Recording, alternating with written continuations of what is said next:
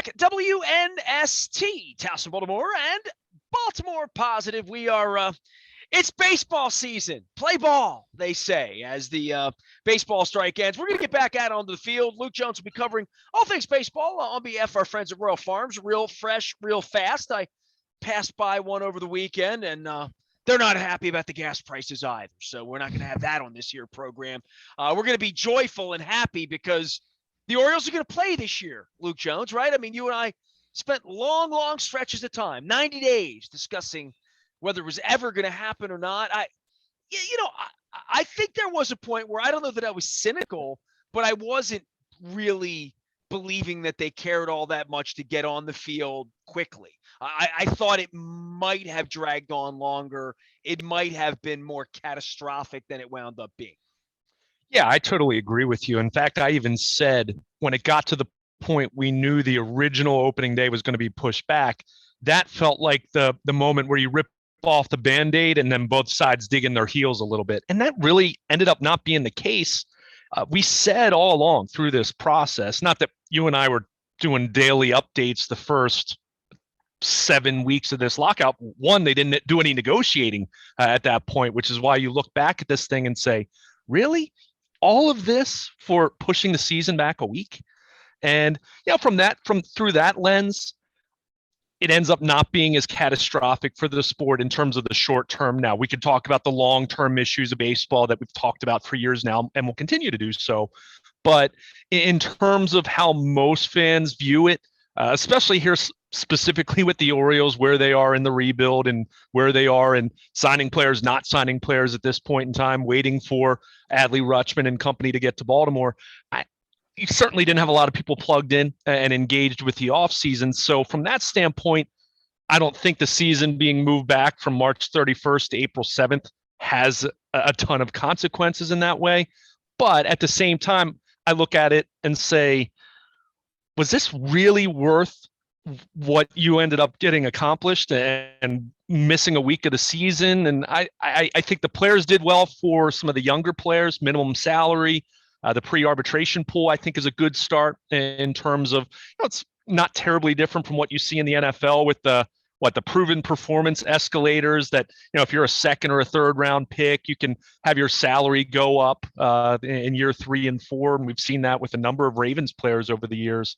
So I like some of those elements. But again, this wasn't a CBA that had dramatic fundamental changes. And typically when you're talking about missing time and you go back to the 94-95 strike, of course, the owners wanted to implement a salary cap.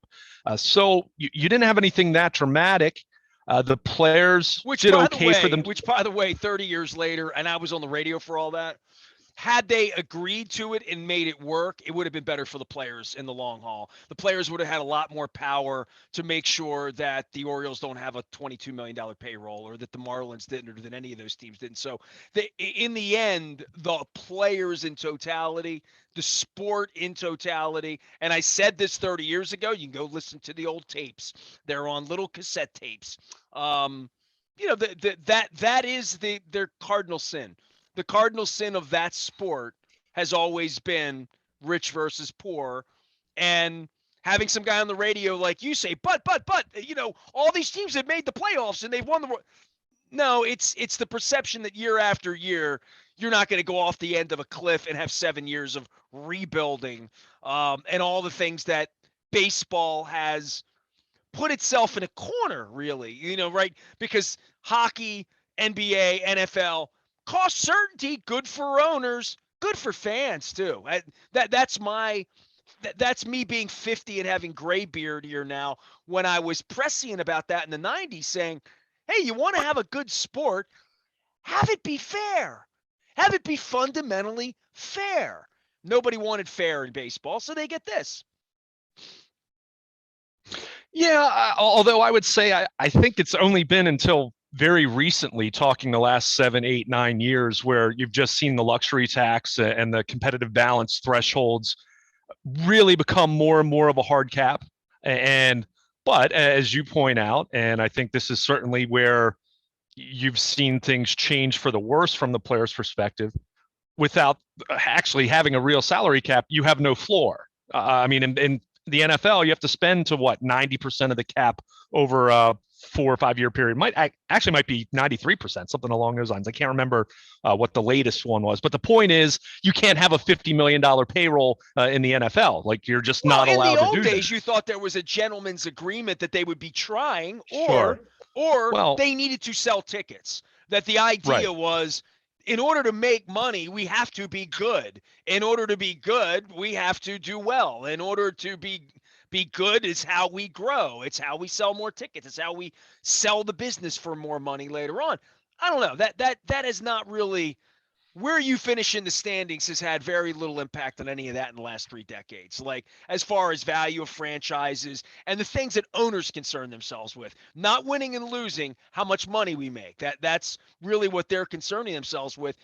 I don't know. In this fight, for all that it represented, I think what they really did was they cost themselves what we're about to see in the NFL, if you want to turn the conversation, which is the offseason. Right? I mean, this is going to be the most exciting week. It already is. Tom Brady's back. Aaron Rodgers is back. Russell Wilson's over there.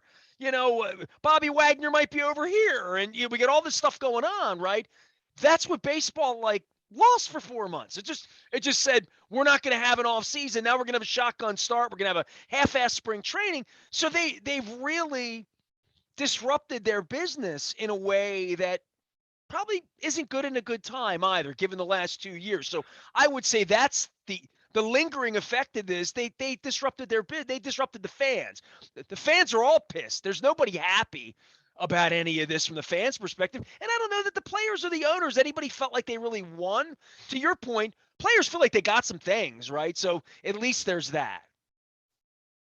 Yeah, and I mean, the one thing I would say is, other than the timing of this coinciding with NFL free agency starting specifically this week, if you kind of follow how MLB's off seasons have gone in recent years, though, it's been a slog. It has not been like what you're going to see with the NFL throughout this week. It's not what you see in the NBA in early July when the free agency opens, and it's nuts. Baseball, it's been much more of the waiting it out. And I mean, that's been the Scott Boras way, right? Wait these out. Then guys are signing later and later in the offseason. So in that regard, I'll disagree with you a little bit. I think you're seeing, and you even saw over the weekend, a little more of a flurry of activity out of pure necessity, right? I mean, these guys need to get into camp. Well, there's 15 teams in baseball not trying that aren't going to sign an Aaron Rodgers or Russell Wilson in their sport. Right. I mean, but they were these morons on the Orioles are going to sign Carlos Correa. I'm like, man, you people are really, really bored, naive, dumb. I don't know what to call it. But after all these years, I'm glad that that's not my phone calls. That we're going to sign Carlos Correa. No, you're not. But in the NFL, you might. In the NFL, you might. And that's. You might sign Kirk Cousins if you're in D.C. That might happen, really, right? Yeah, although the NFL, I mean, Cincinnati Bengals have been notoriously cheap when it comes to free agency. I mean, you have other teams like the Ravens and the Steelers who typically don't play that game as much. And look, I'm talking about from a strategic standpoint, but I hear what you're saying, and there's certainly, I'm not going to disagree with it entirely, but again, I'll go back to the fact that through all the hand wringing, through as much of it as I thought was silly, where they really didn't begin to negotiate until late February, and you consider through that lens, it didn't take that long to hammer out a deal. Why didn't you start 3 weeks earlier than you did? And you could have proven the same point, and pitchers and catchers could have reported on February 23rd rather than February 14th. Or whatever it ended up being. Well, why didn't it start earlier? They don't like each other, right? I mean, really fundamentally, they don't like each other. Well, and I mean, as we talked about this 2 years ago when it was such a fight just getting restarted in the midst of the pandemic. And but I'll continue to go back to what I said in previous conversations. So much of this for me, from the player's perspective, is really a failure and complacency in the last couple CBAs. To let it get to this point. And then you look at it and say, oh my gosh, I mean, we have so much revenue that's coming into the game, and yet player salaries have been stunted. They've stagnated. They've gone in the wrong direction over the last 5 years, even before the pandemic is taken into consideration. And, but I'll go back to something you said, and this is fundamentally the biggest problem. and the sport's not going to have real change for the better. I mean, incremental things that we can certainly talk about, and there are a couple things I actually want to touch on that I think could be the start to helping the game in some ways in terms of play on the field. But fundamentally, when you have a high percentage of owners who aren't doing everything they can to compete, and in some cases not doing anything to really compete, that's bad. I mean, and that's the Captain Obvious statement. But to your point, inherently, there's always been an expectation, whether you've been the Yankees or whether you've been a team like the Oakland A's over the last 25 years with Billy Beane and not having the same kind of budget that big market teams have necessarily. There's always still been that expectation that you're trying to win, that you're trying to compete. You might be doing it in a different way with Moneyball or what have you, but there's always that expectation for decades upon decades, whether it was true or not, mind you. I mean, we can all think back in baseball history, the Kansas City A's were notoriously known for being the Yankees farm system, for example. So it's always existed to some degree, but more than ever, that perception of teams not trying to win, I mean, that's really tough to get past. And I think that was one element of the lockout, why you guys like you and me were so concerned to see it go on so long, because there was a perception that inherently only one side here really cares that much about missing games in April, potentially. When you just look at it, the players are going to miss paychecks, the owners, and it's already been talked about in terms of what the requirements are with RSNs as far as the games being played. You have to have a certain minimum, and knowing that attendance isn't good in April, there was very much a perception and probably a reality that the owners didn't care that much about missing some games in April. Now, the good thing is cooler heads prevailed, common sense prevailed. We're still going to have a 162 game season. It's a very easy fix to make up those 6 games that were postponed. They're going to tack 3 days on to the end of the regular season, and they're going to schedule 3 doubleheaders. And that's fine. That's not going to be any kind of major hardship. They get playoff expansion to 12 teams. I don't love it, but I like it. Certainly like it more than going to 14 teams. I think as much as we talk about wanting competition and teams to try to win, I don't think that answer is to lower the bar in terms of what it takes to get into the playoffs. To me, by the way that most owners have operated in recent years, that tells me, oh, I don't need to spend as much, and maybe 85 wins gets me into the playoffs rather than 90. So I'm glad not to see it expand to 14, although it'll go to 14 at some point, just like football is going to continue to expand. We'll have 8 teams in the playoffs in each conference at some point here in the not too distant future. But again, in the end, pushing the season back a week, 1990 had a kind of a similar thing happened. It's not going to resonate with a lot of fans. I think at this point now with March Madness, I think Tom most Brady?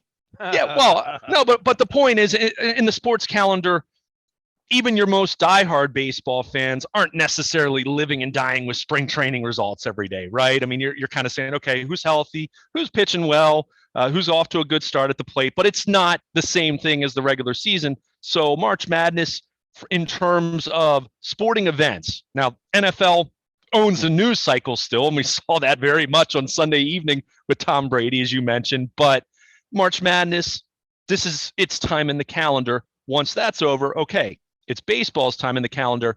At least the sport will be on the field and they'll be playing, which is something that you said it and I agreed. I mean, I thought once it got to the point that they ripped off the Band-Aid knowing that opening day was going to be pushed back, I really thought it was going to be late April into May when we were actually going to see baseball. So I was glad to be wrong on that. But that said, still plenty of things that the sport, from an on-field standpoint, let alone talking about the economics and CBT thresholds and the haves versus the have-nots and all of that.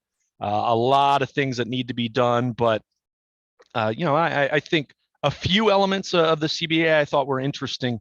in terms of some rule changes. You're going to have a lottery with the draft. You're Yeah, going I to have was going some. to say, Luke's here, by the way. All of it brought to you by our friends at Coons Ford. Dennis is going to be here on Thursday from 3 until 5 as well. We have the Maryland Lottery Crab Cake Tour this week. We're at Costas watching day 2 basketball. Nobody from Maryland in the tournament this year, so we're going to eat more crab cakes and drink beer. See you at Costas on Friday, too. Luke, before you go into those things, I wanted to give you this poignant question from little Nestor over on Bank Street in Dundalk. What's in this for the fans? Like, what's the win here? How have they fixed the game from all of the problems that we've seen? Okay, players don't have to fly coach anymore, or they don't have to stay at the Ramada anymore, or they actually get they've had all that for 100 years. I mean, listening to the players and the media beating the band for the players and how big bad owners were and all of that. I read all of that. Everybody's pro player. So the players went in to fight on behalf of us to get us better things so we can have more playoff games and better cable things. And what did they give us? What's in this that's going to make it better for the fans? Well, I mean, they didn't give the fans anything. The fans never get anything. The fans give. I mean, it's the classic, you know, you love your team and they ever really loved you back in the end. They love your money. They love your support, but I told no, you my dad, when I loved Kiss in 1978, I got Kiss Alive too. My dad said, Kiss doesn't care about you. And then I found out later in life, Paul Stanley was a wonderful man. So yes, it does happen sometimes, but with the Orioles, I mean, he told me the Orioles love me. well, and that I should love them for all of my life. And of course, that was a little bit of a cynical answer and a little tongue in cheek, but at the same time, I mean, I said all along I wasn't concerned about the players and certainly had no concern for the owners, but stadium workers and bars and restaurants at these around these 30 ballparks, all the seasonal employment opportunities, all those things were the things that you really looked at. Certainly Arizona and Florida are going to take a hit in terms of these spring training communities. But, in terms of things that I thought the CBA afforded that I think can make the game better, I mentioned the fact that more younger players in terms of minimum salaries, in terms of the pre-arbitration bonus pool, I think those are good things. When you have So Adley Rutschman comes up earlier or no? Potentially. Now, a couple interesting things with service time. Now, do I think this went far enough? No. But as I mentioned in a kind of looking at it globalistically with the CBA and the player's perspective, you're not going to get everything you want in one CBA. It's incremental in the same way that the luxury tax, when it was first implemented in 1997, I guess, when they actually got a new CBA in place, which is kind of crazy when you think about it. All these years later, the strike ends, federally, it's mandated that the strike ends, and they still took 2 years to get a CBA in place. But we saw how that changed the game over time. But I think you look at service time manipulation, the fact that the top first and second in each league's rookie of the year will receive a full year of service time. So even if you try to play the game where you delay it 2 weeks, or you try to delay Super 2 status to late May or June or whenever the specific time is, if that player rakes and is first or second in rookie of the year, they get a full year of service time. So you have that. I think the other one that might be a little more enticing for teams is if you promote a top prospect to the opening day roster, you can get draft picks if they finish top 3 in rookie of the year, or top 5 in MVP or Cy Young. The latter there, unlikely. You typically don't see a rookie do that, but top 3 in rookie of the year, that's certainly a nice incentive. I mean, if Adley Rutschman's as good as advertised, you'd like to think if he's on the opening day roster, there's a pretty good chance he can be top 3 in rookie of the year. Now, I don't love so a player's personal performance in a good way can earn you draft capital. You can earn a draft pick. But if that gets us to the point where we're not playing quite as many of these ridiculous service time games, then I'm all for it. Now, the part of it I don't like bestowing that responsibility on the Baseball Writers Association. Yeah. I think we've seen how that's played out with Hall of Fame voting as it being very problematic. And, I'm not saying I know what the perfect solution would be there. Do you come up with a statistical formula? Some people, one of the things that had been talked about throughout the negotiations was using wins above replacement, for example, in terms of, bonuses and things of that nature for pre-arbitration players. But I like seeing that. So you had that with the service time standpoint. I'll give you the other off the radar one, and so much has been talked about the fact that, there's a lot of discussion that they're going to have increased base sizes. They're going to limit shifts. They're going to do some things like that. And look, we've talked about all those elements of the game. But I'll tell you one that's a little bit off the beaten path that I think is not going to make a difference right now. But if you're looking in a big picture sense, it's something that I like to see. It was limiting the number of times a player can be optioned in a season to 5. And I'll tell you why. This game has become all the rule, right? It's that. But this game has become, it's all about max effort. These pitchers are coming in and throwing as hard as they possibly can. That's why, I hear more traditional, old school kind of fans say, hit the ball the other way and different elements of that. And I'll hear that. But at the same time, you think about pitchers of previous eras, they were not, Jim Palmer wasn't going out there and throwing max effort for 95, 100 pitches and then he's done. I mean, it was very much more of a stamina game, and you paced yourself. Certainly you reared up, you reared back and fired when you needed to in a big spot. But we know that this game has become all about max effort. Throw as hard as you can, swing as hard as you can. So when you have something in place like limiting the number of times players can be optioned, we've seen this middle relief. You said it, Buck Showalter and Dan Duquette were kind of ahead of the curve. There were other teams doing it 10 years ago, but they were very much ahead of the curve there in terms of having optionable bullpen pieces and middle relievers and cycling through not just a pitching rotation, but an entire staff, an entire organization of pitching and guys at AAA. And we talked about the Norfolk shuttle and guys like Kevin Gausman who are going back and forth on that for years even. But when you start to implement some things that limit the amount of flexibility you have, I think that forces teams. And again, do I think 5 times per year, for an optionable player is going to make a major dent right now? Probably not. But when you look at that, you look at the fact that from what I understand, the injured list is going to go back to 15 days from 10 days for pitchers. I think you have less of that manipulation where you say, oh, well, we'll just throw this guy out here for 3 innings and then we're going to send him back to the minors. You'll still see that, but you're going to see a little bit less of that. And I think the more and more you do things of that nature, I think it causes teams to reassess how they approach their pitching. And I know, and I don't want to give credit for this, Joe Sheehan, longtime baseball writer, has his own newsletter, wrote for SI for years. He's actually talked about capping the number of pitchers on a roster for the very reason of saying, hey, it can't be max effort because we can't have, we only have X number of pitchers. I mean, you see these rosters now, 26-man rosters, when 14 pitchers, it's absurd.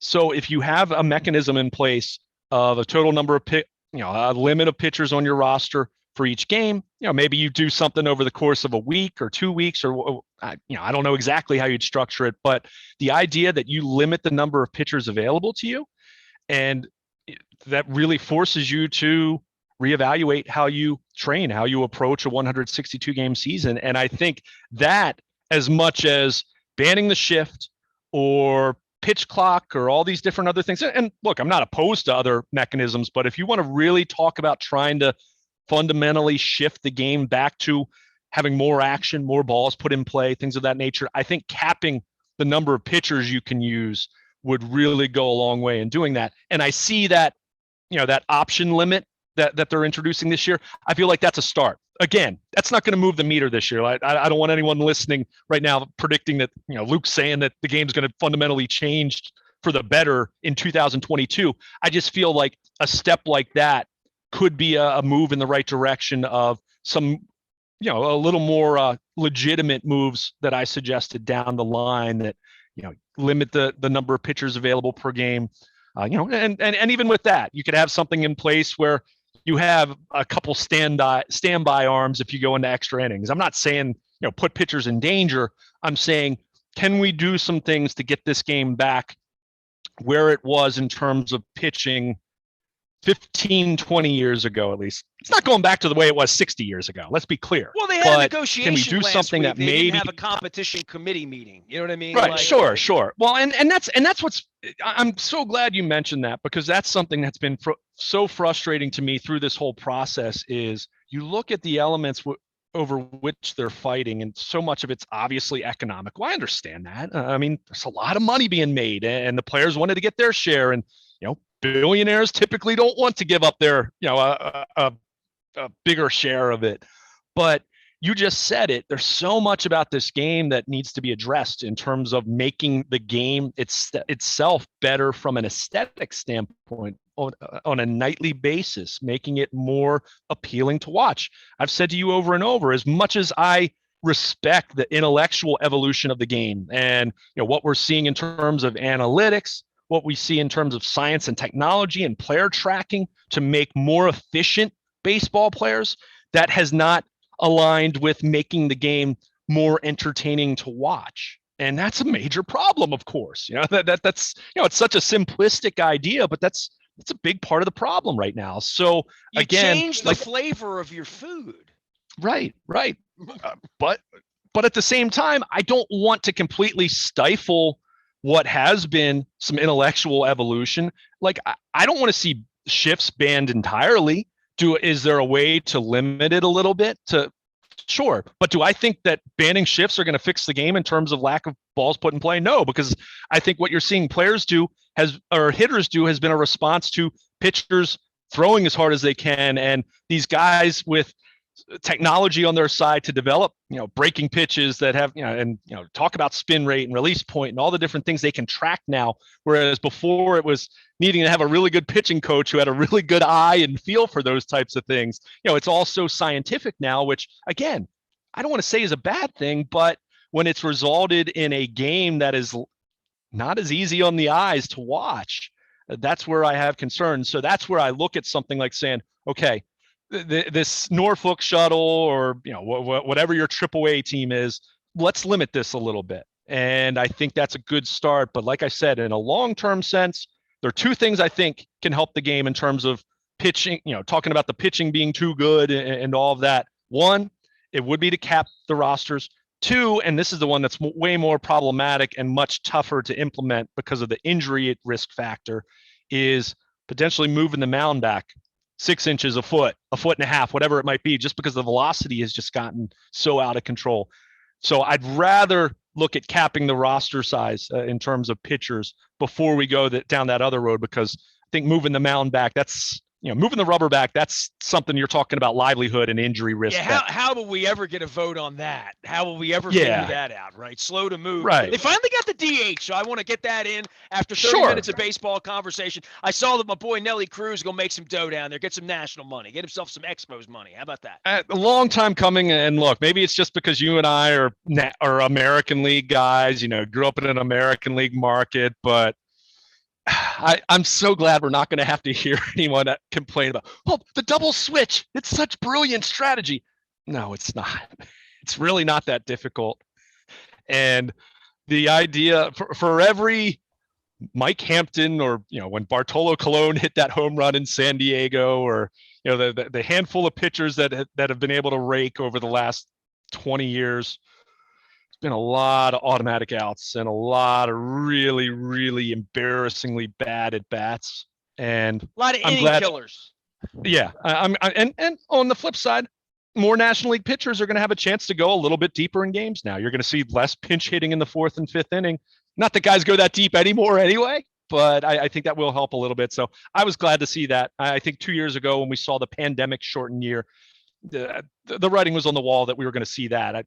I just thought it was funny that the Major League Baseball, the owners tried to view that as some kind of like great player win, even though both sides wanted that. But they tried to make it a player centric thing. But was glad to see that. And again, we'll have to find a way to carry on without seeing those pitchers batting 089 every year. It makes me want to call Leo Mazzoni and have him say, "Oh, my guys can hit. Oh my, they didn't have to worry about relief pitchers. Hell, they didn't need a relief pitcher." It's pretty good, Leo, I think there. The great commercial back from the 90s, chicks dig the long ball. Remember that? Glavin and Maddox, batting practice, all that. I will miss that, but again, I will not miss seeing pitchers, especially Orioles pitchers, trying to hit in National League ballparks. No thanks. Speaking of Orioles pitchers, want to give a special shout out from the heart to Jimmy Poole. I put a social media blurb out. Jim threw me a text back. Jim is battling ALS, Lou Gehrig's disease, and Jim was my first ever co-host who actually came and hung out and took March Madness picks with me because he liked basketball in Georgia Tech. So big shout out to Jim Poole, who has been in communication with me and may be coming on the program sometime soon. So we certainly wish for the best for him. Luke Jones can be found anywhere the internet travels at Baltimore Luke. You'll be in Facebook and Twitter and the Instagrams and anywhere but spring training, and probably sending you out breaking news on the Coons 4 text service as the Ravens go out and sign players, and Tom Brady's back, and it's football season, although you never know it around here. I'm Nestor. He's Luke. We are WNST, AM 1570, Towson, Baltimore. We never stop talking Baltimore. Positive.